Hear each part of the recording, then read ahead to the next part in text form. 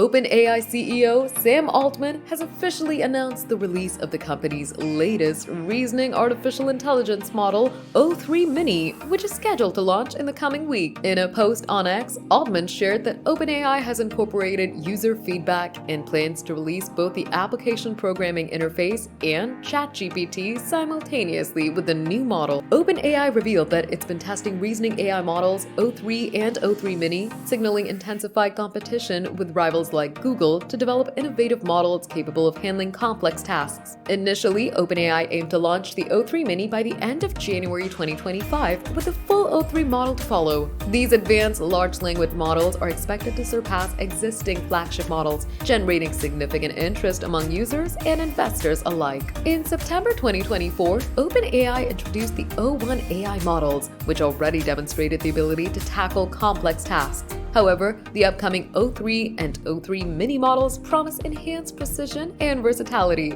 Earlier this week, OpenAI announced a beta feature called Tasks for ChatGPT, marking its entry into the virtual assistant market. This move positions OpenAI as a direct competitor to Apple's Siri and Amazon's Alexa, solidifying its foothold in the AI-powered assistant space.